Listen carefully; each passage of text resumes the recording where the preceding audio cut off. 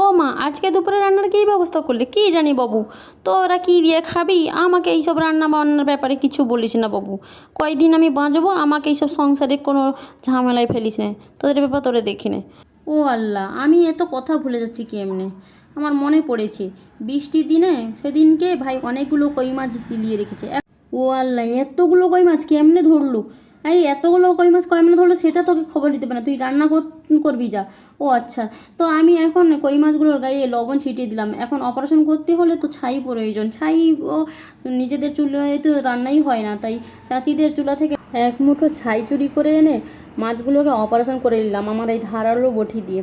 তবে মাছগুলো অপারেশন করতে অনেকটা সুবিধা হয়ে গেছিলো, কারণ লবণ ছিটিয়ে দেওয়ার জন্য মাছগুলো দুর্বল হয়ে গেছিলো, শক্তিহীন হয়ে যাওয়ার জন্য মাছগুলোকে কাটতে কোনো অসুবিধা হয়নি। এখন মাছগুলো পরিষ্কার করে নিয়েছে, ক্লিন করে নিয়ে ভালো করে মচমচা করে ভেজে নিয়েছি লবণ আর হলুদ মাখিয়ে নিয়ে, কারণ কই মাছ প্রচুর কাটা হয়, মচমচা করে না ভাজলে কেউ খেতেই চায় না। এখন আমি কড়াইতে তেল গরম হওয়ার পর দিয়ে দিলাম পেঁয়াজ কুচি একটু বাদামি কালার করার পরে তারপরে দিয়ে দিলাম আদা রসুন পেস্ট, তারপরে দিয়ে দিলাম হলুদ গুঁড়ো, লঙ্কা গুঁড়ো। মশলাগুলোকে ভালো করে ফুটিয়ে একটা গ্রেভি তৈরি করে নিলাম। এবার দিয়ে দিলাম কেটে রাখা কাঁচকলাগুলো ভালো করে কষিয়ে নেওয়ার পর যেই একটু মাত্র সিদ্ধ হয়ে এসেছে তারপরে ঝোল ফুটে আসলে ভেজে রাখা মাছগুলোকে বিছিয়ে দিলাম। এখন দেখো তো কত সুন্দর কই মাছ আর কাঁচকলার ঝোল রান্না হয়ে গেল। এইভাবে খেলে রক্তাল্পতা দেখা দিবে।